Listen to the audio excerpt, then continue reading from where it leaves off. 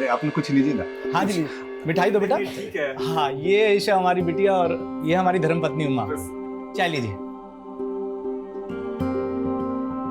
द्वारकानाथ जी, हमारे तीनों बच्चे ईशा, पीयूष और काजल बड़े ही सुशील और संस्कारी हैं। पापा वो ना आज स्कूल में।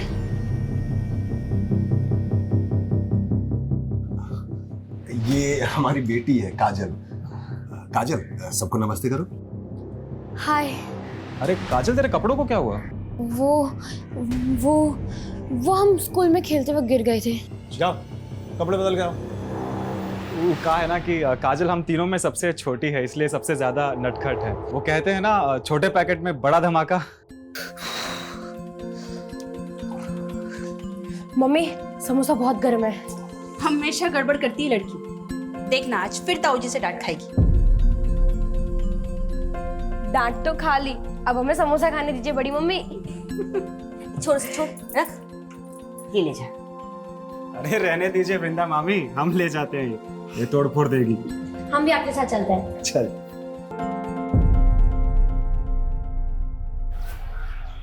ईशा, वैसे पसंद क्या है आपकी? मूवीज देखना, खाना बनाना, यही सब। खाना बनाना? अच्छा, हमें तो आज तक कुछ बना कर नहीं दिया। और हमको भी कहाँ खिलाया। तुम दोनों क्या कर रहे हो यहाँ पे? ये लो जूस। अरे होने वाले जीजा जी से मिलने आए है ना पीयूष भैया?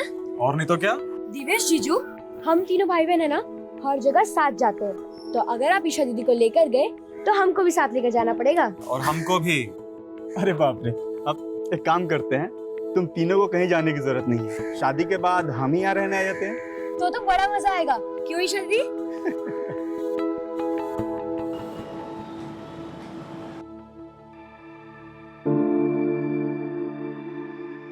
अवधेश भैया, झिझक कह रहे, बोलिए ना क्या हुआ?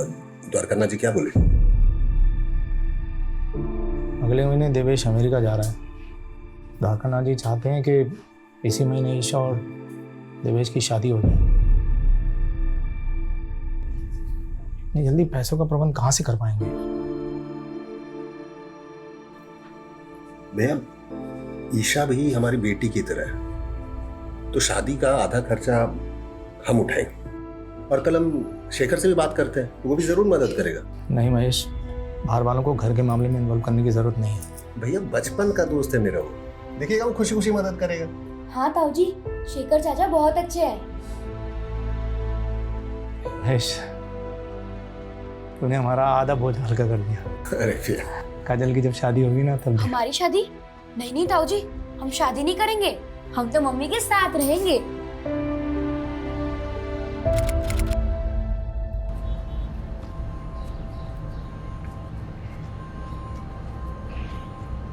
ए काजल,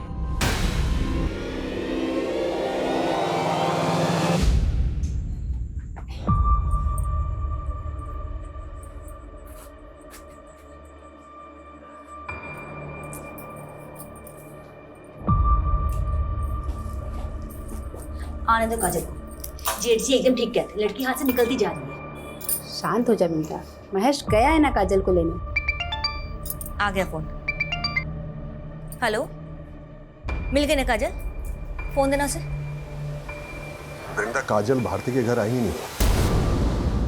क्या? तो कहीं कहाँ वो? महेश, मिली क्या? नहीं। देख तू चिंता मत कर, किसी ने कुछ कह दिया होगा, यहाँ वहाँ मुंह फुला के बैठी होगी, मिल जाएगी। चल वहां ढूंढते हैं।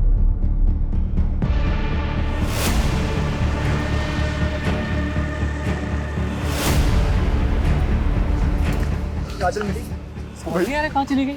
भैया कहीं नहीं मिल रही भैया। हमको बहुत डर लग रहा है, पुलिस से मदद लेना चाहिए।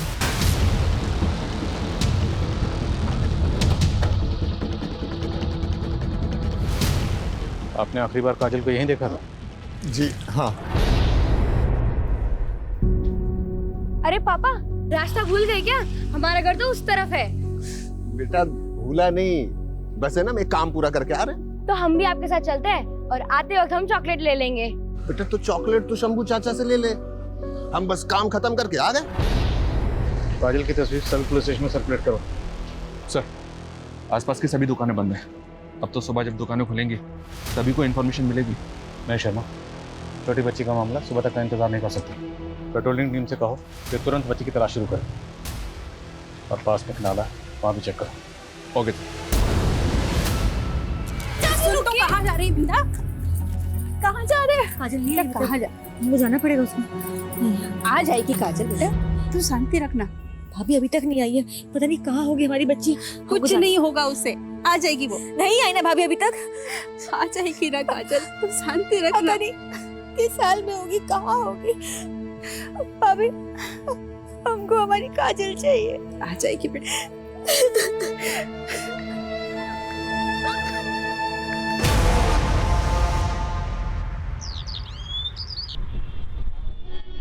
जी साहब, काजल कल शाम में दुकान पे आई थी हमारे। शम्भू चाचा, हाँ बेटा, चॉकलेट। मिले बेटा। अच्छा, जब वो तुम्हारी दुकान से गई तो तुमने किसी को उसके पीछे जाते हुए देखा था? कोई ऐसा जिसको देख के लगा हो कि शायद वो उसका पीछा कर रहा है? नहीं साहब। सर, इस सीसीटीवी फुटेज में काजल कैप्चर हुई है। एग्जैक्ट 6:13 पर वो इस गली से गुजरी थी और सर यहाँ से उसका घर 1 किलोमीटर की दूरी पर है। तो मतलब जो भी हुआ है वो इस 1 किलोमीटर के दायरे में हुआ है और वो 6:13 के बाद। सर, पूरा रास्ता स्कैन किया है, आसपास के लोगों से भी पूछताछ की, लेकिन 6:13 पर किसी ने भी काजल को नहीं देखा और न ही किसी शोर शराबे की आवाज़ सुनी। तो क्या ये किसी जान पहचान वाले का काम जो काजल को बहला फुसला कर अपने साथ ले गया? कोई करीबी?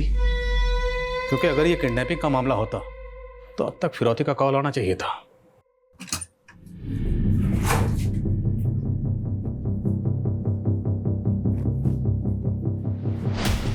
वृंदा,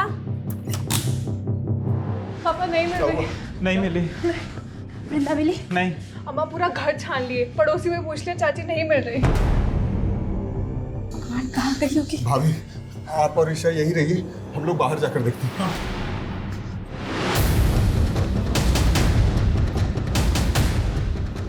तो महेश, क्या हुआ? शेखर, वृंदा कहीं चली गई। अरे घबराओ मत, यहीं कहीं होगी, मिल जाएगी।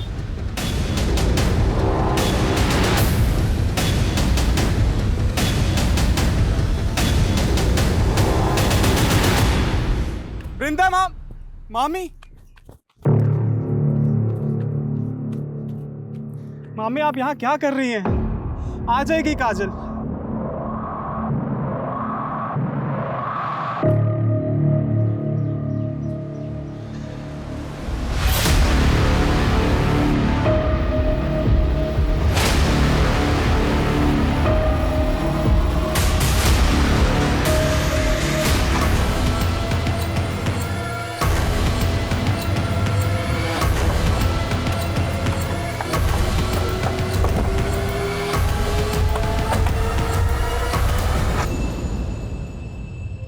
महज 12 साल की बच्ची को कितनी बेरहमी से क्यों मारेगा?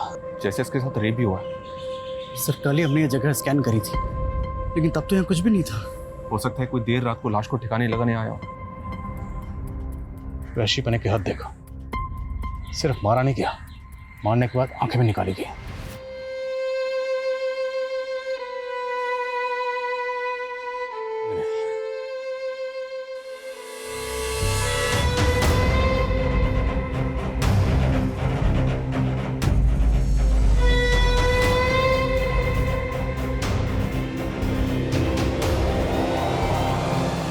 सर, काजल की पीएम रिपोर्ट। उसकी मौत गला घोटने से हुई है सर। और रेप तो नहीं हुआ सर, लेकिन टॉर्चर काफी किया गया उसे। पीठ और सीने पर जख्मों के कई सारे निशान हैं और 2 फ्रैक्चर्स भी। काजल को पहले बहुत बुरी तरह से मारा पीटा गया सर, और गला घोटने के बाद उसकी आंखें। 12 साल की मासूम बच्ची के साथ इतनी हैवानियत, और ये सोचकर ही मेरा खून खौल रहा है कि वह हैवान अभी भी आजाद घूम रहा है।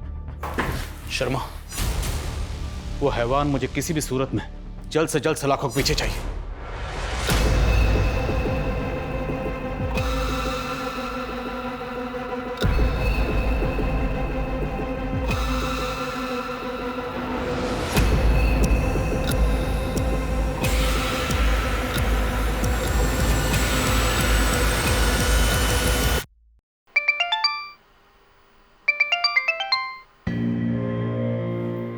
कौन बार बार फोन कर रहा है? देवेश के पिताजी हैं, शायद शादी की तारीख फिक्स करने के लिए फ़ोन कर रहे होंगे। शाम को बात करते हैं उनसे, बोल देंगे कि 6 महीने के लिए शादी टाल दें।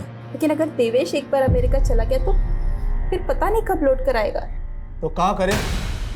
यहाँ हमारे भाई की बेटी की जान गई है और तुमको अपनी बेटी की शादी की पड़ी है, हैं?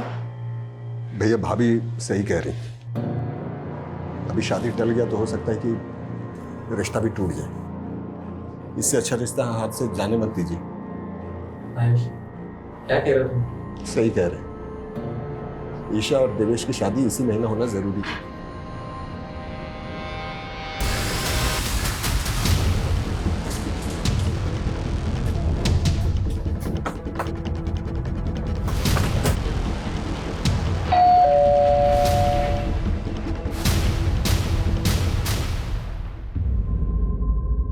सब ऐसा हमने क्या बिगाड़ा था किसी का, जो हमारे कलेजे के टुकड़े के साथ ऐसा करती। महज ये नफरत और जलन किसी भी इंसान को हैवान बना सकती है। आपकी, आपकी फैमिली की किसी से कोई दुश्मनी या रंजिश? सर मुझे एक आदमी पर शक है। किस पे? राधे। कौन राधे? सर वो यहीं पास में रहता है, महेश का दूसरे रिश्तेदार भी लगता है। मानसिक रूप से थोड़ा बीमार है, बहुत ही गुस्सेल और अड़ियल इंसान है। अभी पिछले महीने एक नेहा नाम की लड़की को उसने बहुत परेशान किया था। मुझे मारना मत पापा, मुझे मारेंगे, मुझे मारना मत। नहीं मारेंगे, जो पूछ रहे हैं उसका जवाब दो। इस काजल ने तुम्हें मारा था ना? काजल, बुरी बुरी आंखों वाली काजल, इसने मुझे मारा था इधर लकड़ी से 5 बार। काजल ने तुम्हें मारा इसलिए तुमने काजल को मार दिया? शर्म आनी चाहिए आपको। मेरा बेटा दिमागी तौर पे कमजोर है, इसे देखकर आपको लगता है कि वो किसी की जान ले सकता है? जानलेवा हमला तो कर ही चुका आपका बेटा कई लड़कियों पर। काजल ने तो पीटा भी था उसे, हो सकता है बदला लेने के लिए। बदला तो महेश और उसका परिवार ले रहा है हमसे साहब। अवधेश, महेश और हम दूर के रिश्तेदार हैं। उस चंदी जायदाद के लिए हमारा केस भी चल रहा है कोर्ट में। उसका फैसला हमारे हक में आया, उसी का बदला लेने के लिए महेश हमारे बेटे को फंसा रहा है। हाँ, लेकिन राधे की जहनी हालत की वजह से हमें उसकी कस्टडी नहीं मिलेगी। लेकिन सर, अगर कस्टडी नहीं मिलेगी तो इंटरोगेट कैसे करेंगे? राधे की कस्टडी हमें एक ही सूरत में मिल सकती है, या तो हमारे पास उसके खिलाफ कोई ठोस सबूत हो या फिर कुछ चश्मदीद गवाह।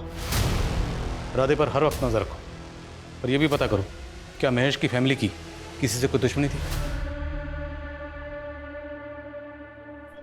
उठे, उठ। अरे कौन आवाज कर रहा है? उठ, उठ, उठ, उठ।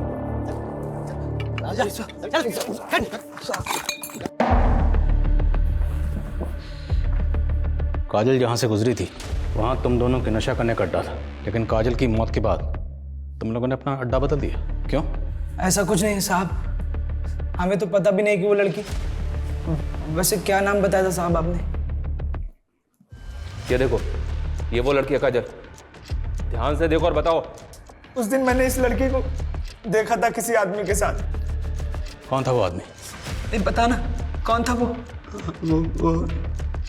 ये दोनों टाइम वेस्ट कर रहे हैं, इनकी हड्डी पसली एक कर दो। जब तक उस आदमी का नाम याद ना आना है छोड़ना मत इनको। सर मुझे लगता है नशोड़ियों ने उठाया काजल को और अब कहानियां बना रहे हैं। मुझे राधे के ऊपर डाउट है सर।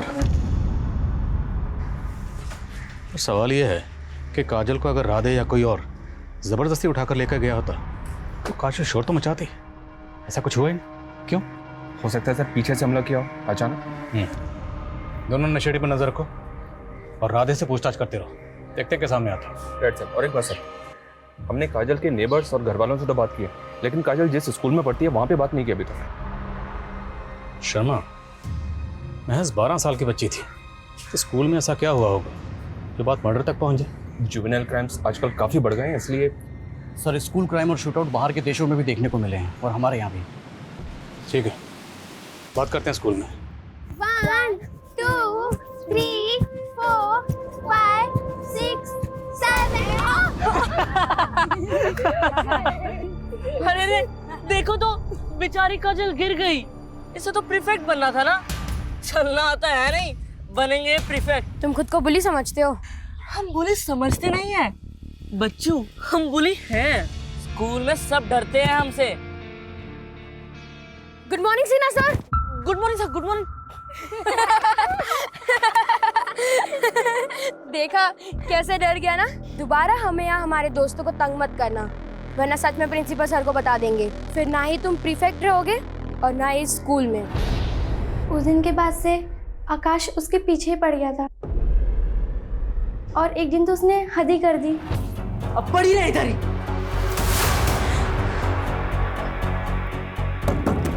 भारती, प्रिया, कोई है? मुझे यहाँ से निकालो। फिर हमने आकाश को 10 दिन के लिए स्कूल से सस्पेंड कर दिया और उसे प्रीफेक्ट की पोजीशन से हटा दिया और उसकी जगह हमने काजल को प्रीफेक्ट बना दिया।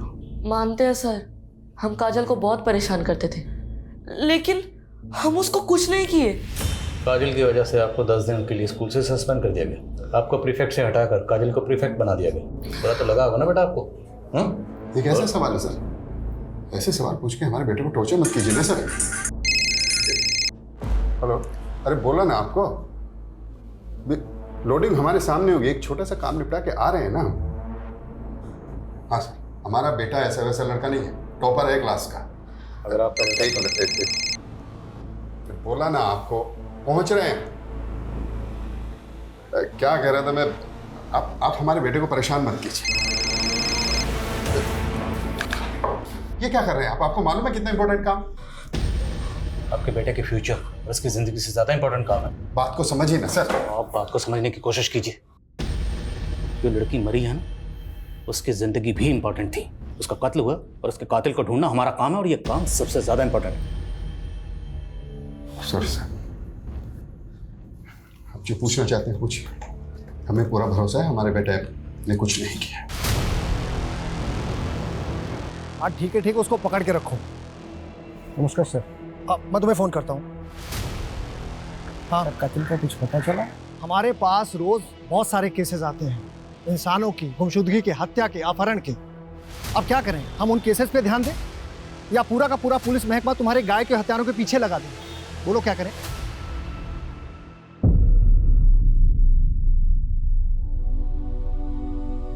माँ, ईशु दी की शादी में ना मैं ये पहनूंगी, अच्छी लग रही हूँ ना? एकदम परी लग रही है। वृंदा, भाभी साड़ी दी है आज पूजा में पहनने के लिए।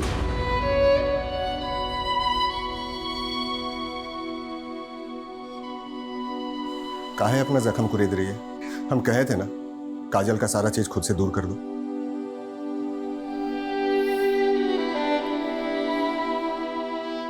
वृंदा, ईशा भी हमारी बेटी है और 10 दिन के बाद उसकी शादी है, तो ये मातम छोड़ो और शादी की तैयारी के लिए भाभी का हाथ बटाओ।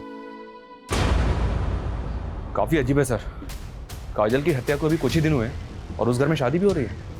इतनी जल्दबाजी आखिर किस लिए? सर, वो दोनों नशेड़ी आलोक और प्रेम कुछ बताना चाहते हैं।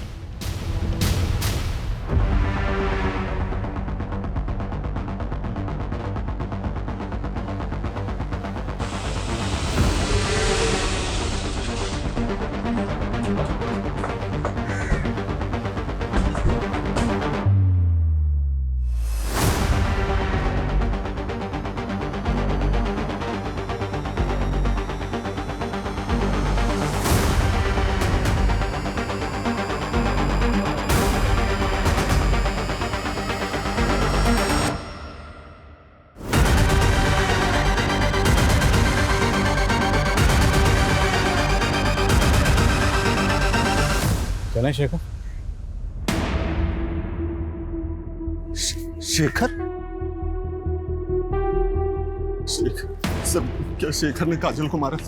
नहीं सर, हम नहीं मान सकते सर। देखिए, हमें 2 चश्मदीद गवाह मिले जिन्होंने उस रात काजल को शेखर के साथ जाते हुए देखा था। लेकिन सर, शेखर हमारा बचपन का दोस्त है सर। हाँ, मैं मिला था उस शाम काजल से।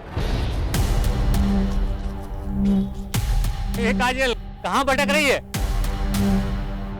भूतनी तो भटकेगी और क्या करेगी? अच्छा ये बताए, भूतनी गोलगप्पे खाएगी? तो चल मेरे साथ। फिर तुम काजल को अपने साथ ले गए, उसे मारा पीटा, उसका गला दबाया और उसकी आंखें निकाल ली। इतनी घटिया हरकत तुम जैसे इंसान को तो जीने का भी हक नहीं। हाँ सर, सही कहा आपने। मुझे जीने का कोई हक नहीं। मुझे फांसी दे दीजिए सर। ये ड्रामा बंद कर। ये बोल कि काजल को क्यों मारा, कहाँ मारा और कैसे मारा, वरना मार मार के उगलवाएंगे। मारिए सर मुझे, मारिए सर मुझे। मैं इसी लायक हूँ, मैं इसी लायक हूँ सर।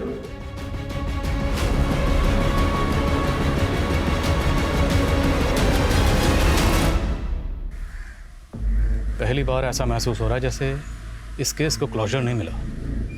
चश्मदीद गवाह है, कातिल ने अपना जुर्म कबूल कर लिया। अभी ऐसा लगता है जैसे केस सॉल्व नहीं हुआ। क्यों सर? पहली बात तो ये है कि शेखर ने काजल को अगर मारा है तो मोटिव क्या था, उसने नहीं बताया। उसने काजल को कहाँ मारा, नहीं बताया। काजल को कहाँ छुपा के रखा था, नहीं बताया। यहाँ तक कि काजल को पेट पर कब लटकाया, उसने कुछ नहीं बताया। तो आपको लग रहा है सर शेखर हमसे झूठ बोल रहा है? लेकिन सोचने वाली बात तो ये भी है सर कि कोई खून का इल्ज़ाम अपने सर पे क्यों लेगा? यही सवाल तो ध्यान में घूम रहा है, पर मेरी गट फीलिंग कहती है शेखर खूनी नहीं। राधे के कोई अपडेट? नहीं सर, उसके घर के आसपास लोग लगाए हैं, लेकिन उस दिन के बाद वो घर से ही बाहर नहीं निकला। शायद बाप ने रुक रखा हो। आकाश और उसके फादर विवेक, उनकी बैकग्राउंड भी खंगालो। हो सकता है टॉपर बेटे के सस्पेंशन से बखला कर उसने ये कांड किया। सर आज ही अपने खबरों को काम पे लगाता हूँ। पता कर। सर एक बात दिमाग में आई है, ये भी तो हो सकता है सर कि ये शेखर किसी और को बचाने के लिए इल्ज़ाम अपने सर पे ले रहा है। महेश उसका बचपन का दोस्त है। शेखर ऐसा क्यों करेगा? ये शेखर की फैमिली प्रयागराज में नहीं रहती ना? नहीं सर, 10वीं के बाद मुंबई शिफ्ट हो गया था, लेकिन 3 साल पहले अचानक वापस आ गया और अकेला ही रह रहा है। मुद्दा तो यही है कि शेखर आखिर किसी और के खून का इल्ज़ाम अपने सर क्यों ले रहा है। अब अगर हमें ये जानना है तो हमें शेखर की ज़िंदगी की किताब के पन्नों को पीछे की ओर पलटना होगा। आज ही मुंबई के लिए रवाना हो और पता करो शेखर का गुजरा हुआ कल। Okay sir.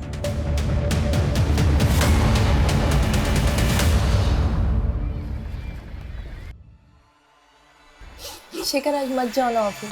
क्या करें, जाना तो हम भी नहीं चाहते, पर हम ना अपना सारा काम जल्दी से जल्दी निपटाना चाहते हैं ताकि अपने बच्चे और तुमको ज़्यादा से ज़्यादा समय दे सकें। चलो अपना ध्यान रखना।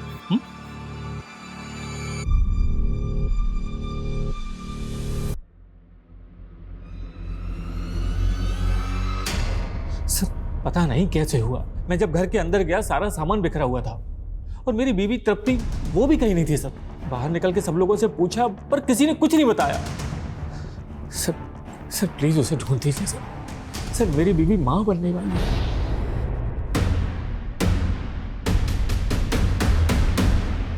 क्या शेखर पर उसकी बीवी की मौत का चार्ज लगा था? जी सर, शेखर 1 साल तक जेल में था, डिप्रेशन में चला गया था।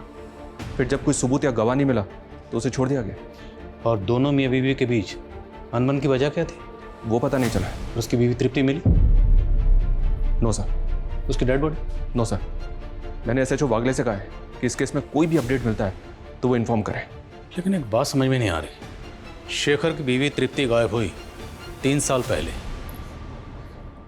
तो 3 साल पहले गुजरे उस हादसे का काजल के केस से क्या ताल्लुक हो सकता है? कहीं ऐसा तो नहीं कि शेखर ने अपनी बीवी का कत्ल किया था लेकिन सजा से बच गया, अब वही गिल्ट उससे काजल का कत्ल कबूल करवा रहा है? सर कम है सर।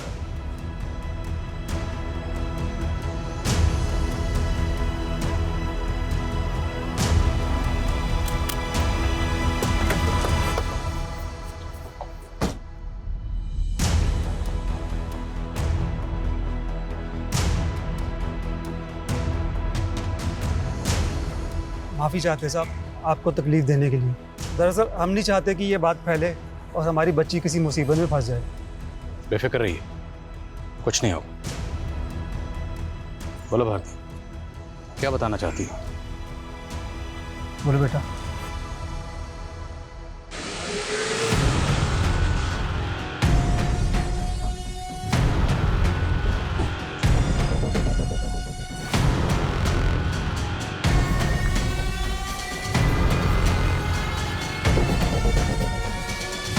बिठाओ मैडम को।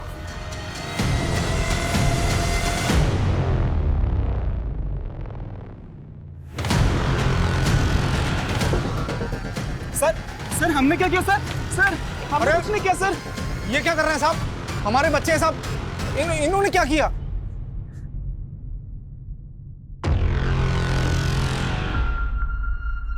सुना है तुम तीनों भाई बहन में बड़ा प्यार था, और तुम दोनों में तो कुछ ज्यादा ही प्यार था। इश्क, एक नाजायज रिश्ता। तुम दोनों के राज से पर्दा उठ चुका है। अब बेहतर यही होगा कि आगे की कहानी तुम लोग खुद बताओ। बोलो। हाँ सर, ये सच है कि हम दोनों एक दूसरे से प्यार करते, बचपन से साथ में खेलते कूदते बड़े हुए, और हमें पता है कि समाज कभी भी रिश्ता मंजूर नहीं करेगा, मगर हमने कभी पीयूष को अपना भाई नहीं माना और नहीं मानेंगे। आप बाबूजी तो बचपन में ही बस हादसे में गुजर गए थे। उसके बाद में महेश मामा और अद्वेश मामा ने ही मेरा पालन पोषण किया। ईशा की शादी हम किसी और से होते हुए नहीं देख सकते थे, और ना ही ईशा के साथ शादी हम सबके सामने कर सकते थे, इसीलिए हमने ये रिश्ता सबसे छिपाया था। पीयूष, 1 महीने में शादी हो रही है हमारी। हम मर जाएंगे लेकिन किसी और से शादी नहीं करेंगे।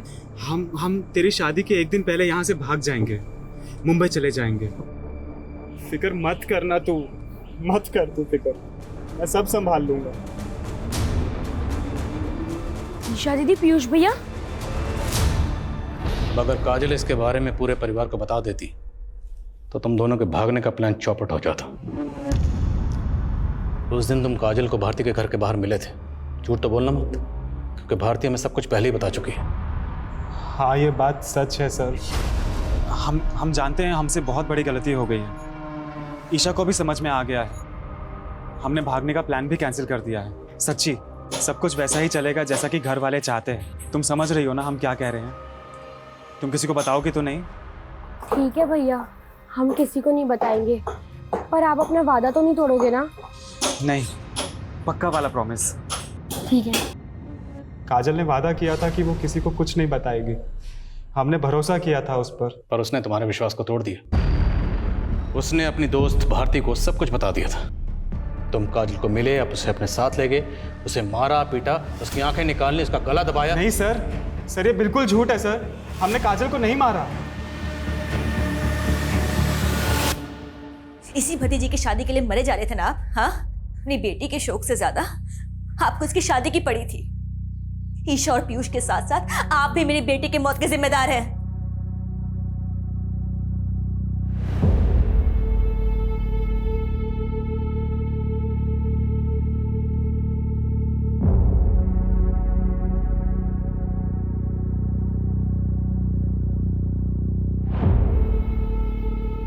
महेश, ईशा और पीयूष जो कर रहे थे वो गलत था, सरासर गलत था, और हम ईशा को इस गलती के लिए कभी माफ नहीं कर सकते।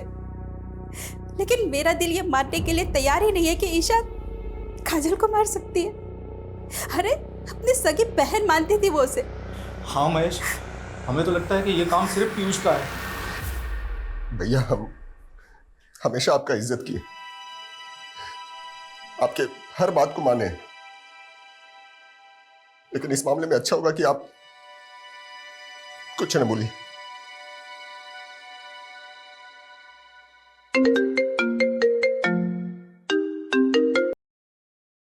हाँ वागले, बोलो। क्या शेखर की बीवी तृप्ति जिंदा है? जी सर, ऐसे जो वागले ने ढूंढ निकाला। शर्मा, तुरंत मुंबई के लिए निकलो।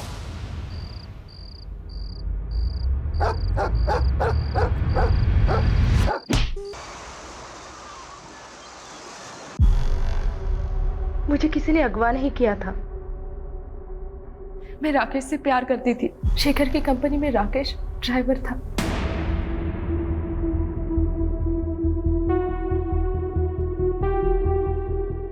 और मैं शेखर को छोड़ना चाहती थी, इसलिए ये हम दोनों का प्लान था। अपनी आजादी के लिए तुमने एक बेकसूर को फंसा दिया, इससे तो अच्छा होता कि तुम उससे साफ साफ बात कर लेती, डिवोर्स दे देती। मेरे फैमिली वाले मुझे डिवोर्स लेने नहीं देते, पर तब मैंने ये नहीं सोचा था कि शेखर मेरे खून के इल्जाम में जेल चला जाएगा। पर एक तरह से मैंने भी सजा भुगती। कैसी सजा? शेखर से अलग होने के बाद मैं कभी खुश नहीं रह पाई। मेरा बच्चा भी मरा हुआ पैदा हुआ। शेखर भी डिप्रेशन में था और अभी भी जेल में बंद है वो। एक बच्ची के खून का इल्जाम है उसके सर पे। सब शेखर कभी खून नहीं कर सकता। वो तो बहुत नेक इंसान है। मैं ही बेवकूफ थी जो उसको समझ नहीं पाई।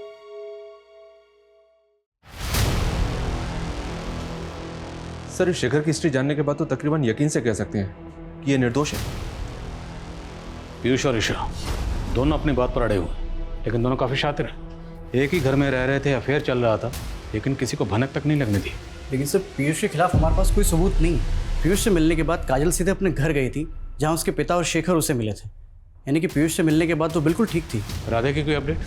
नहीं सर, कोई सस्पिशियस मूवमेंट नहीं है। तो फिर आखिर इस केस की चाबी है कहाँ? एक काम करते हैं, शुरू से शुरू करते हैं। काजल सबसे पहले मिली थी पीयूष को भारती के घर के बाहर। उस वक्त बजे थे 5:15 सर। 5:15। फिर वहां से जब काजल अपने घर लौट रही थी तो वो अपने पिता महेश से मिली। टाइम 5:55। फिर वहां से वो शंभू की दुकान पे गई। उस वक्त बजे थे तकरीबन 6:15। 6:15। और 6:30 बजे उसे शेखर मिला और वहां पर आलोक और प्रेम भी मौजूद थे उस वक्त। और उसके बाद से 36 घंटे के लिए काजल गायब थी। और 36 घंटे बाद उसे सबसे पहले देखा उसकी माँ ने, जब उसकी लाश। इसका मतलब सर, इन 36 घंटों में काजल कहाँ थी, हमें सबसे पहले ये पता करना होगा। और सर, वो लड़का राधे जिसको काजल ने पीटा? सस्पेक्ट बहुत है हमारे सामने, पर इन सस्पेक्ट्स में से कातिल कौन है? या कहीं ऐसा तो नहीं कि कातिल अभी तक हमारे रडार में आया ही ना हो?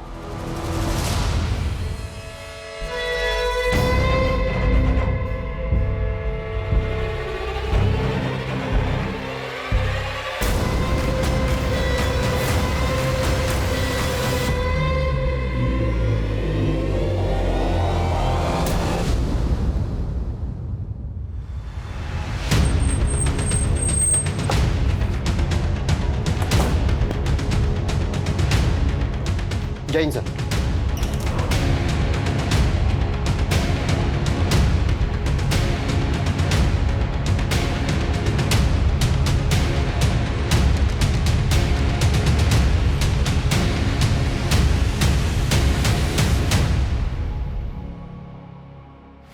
सर, अभी तक काजल से जुड़े लोगों पर शक कर रहे थे हम, लेकिन इस हत्या के बाद अब ऐसा लग रहा है कि ये काम किसी सीरियल किलर का हो सकता है। हो सकता है हम गलत हों, पर हम हाथ पे हाथ रख कर नहीं बैठ सकते। हमें आगे तो बढ़ना होगा, चलते रहना होगा, वाला डायरेक्शन में ही सही। हो सकता है चलते चलते हमें सही मंजिल मिल जाए। सर, लोकल पुलिस स्टेशन से केस फाइल की कॉपी मंगवाई है। काजल की तरह इस लड़की रिया, इसको भी टॉर्चर किया गया था और आंखें निकाली गई थी। इस केस से कोई क्लू मिला? जी सर, एक आई विटनेस है केस का। लड़की को अगवा करने से पहले उसने स्कूल के बाहर एक आदमी को टैक्सी पार्क करते हुए देखा था। कौन है टैक्सी ड्राइवर? सर, ये तो अभी तक पता नहीं चला है, लेकिन आई विटनेस का कहना था कि उसका हेयर स्टाइल कुछ अजीब सा था। टैक्सी ड्राइवर, अजीब हेयर स्टाइल। काजल की लाश जहाँ मिली थी वो एरिया अभी भी सील है ना? जी सर। उस पूरे एरिया में पता करो, क्या किसी ने किसी ऐसे टैक्सी वाले को देखा था जिसका हेयर स्टाइल अजीब था? और इस एरिया में जितनी भी सीसीटीवी फुटेज है सबको खंगालो। गाइस, मैं जानता हूँ काम बहुत मुश्किल है, but let's crack this case.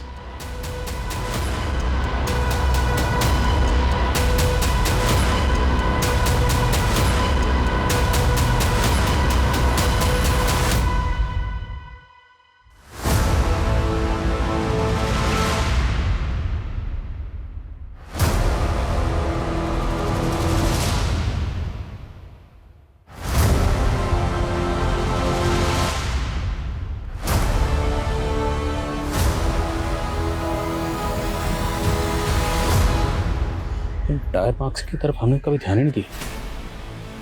Sir ये एरिया कभी से सील है, ये सब पहले क्यों हो गया? एक्सपर्ट को बुलवा, पता लगवाओ कि टायर मार्क्स किस व्हीकल के हैं। अब इस केस में रोशनी अंधेरे में तीर चलाने से ही होगी।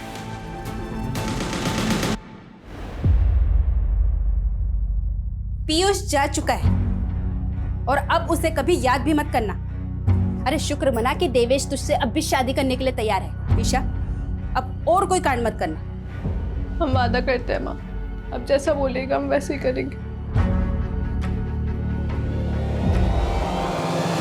सर मैं प्रयागराज में हुए दूसरे सिमिलर केसेस ढूंढ रहा था तो ये केस मेरे सामने आया, अवनी दीक्षित का। काजल, रिया और अवनी तीनों केसेस में विक्टिम को पहले टॉर्चर किया गया, उसके बाद उनकी आंखें निकाली गई। और सर इन तीनों में से किसी का भी रेप नहीं हुआ।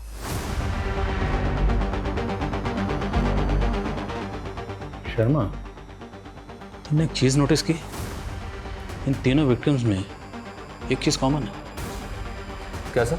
तीनों की आंखें भूरी हैं। अवनी दीक्षित केस में विक्टिम के आसपास कोई टैक्सी वाला नजर आया था? नो सर, अभी तक कोई भी आई विटनेस सामने नहीं आया। सर सर काजल मर्डर एक 3 व्हीलर ऑटो रिक्शा है। एक्सपर्ट के मुताबिक वो टायर मार्क्स कम से कम 15 दिन पुराने हैं। 15 दिन यानी लगभग उसी समय जब हमें काजल की लाश मिली थी। मतलब हम सही ट्रैक पे हैं। उसी रिक्शा में काजल की लाश को लाया गया होगा। लेकिन सर आई विटनेस ने रिया के केस में जिस ड्राइवर को देखा था वो टैक्सी चला रहा था। Sharma, let's keep it simple. हम एक ऐसे ड्राइवर को ढूंढ रहे हैं जिसका हेयर स्टाइल अजीब है, फिर वो चाहे रिक्शा चलाता हो टैक्सी चलाता हो, कोई फर्क नहीं पड़ता। पूरी टीम को काम पे लगाओ। जब तक ये बंदा मिल नहीं जाता कोई घर नहीं जाएगा।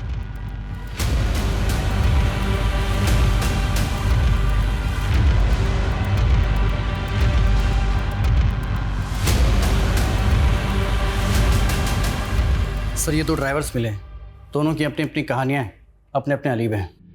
1 मिनट सर, ये आदमी, इसको तो देखा है मैंने सर। कौन है ये तो वही ड्राइवर है सर जिसके साथ शेखर की बीवी तृप्ति भागी थी। राकेश नाम है इसका। सर अभी कुछ देर पहले ही छोड़ा है मैंने, ज़्यादा दूर नहीं गया होगा, उठा लेते हैं उसे। नहीं, रुको रुको रुको, जाने दो उसे, लेकिन नज़र बनाए रखो। ये जो भी है अब इसे सबूत के साथ ही पकड़ेंगे।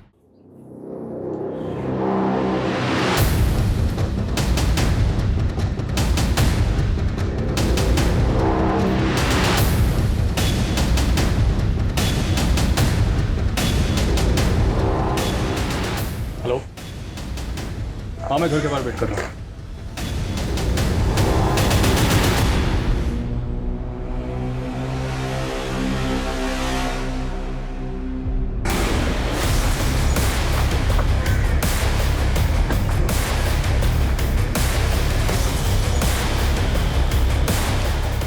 आप लगाइए मेहंदी।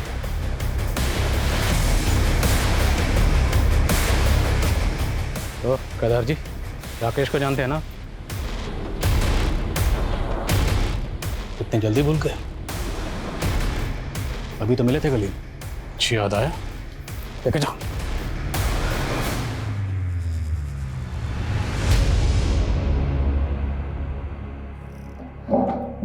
बोलिए केदार जी, सच का बोझ बहुत भारी होता है, उतार दीजिए। राधे, हमारा बेटा, आप तो जानते ही हैं कि वो दिमागी तौर पे कमजोर है।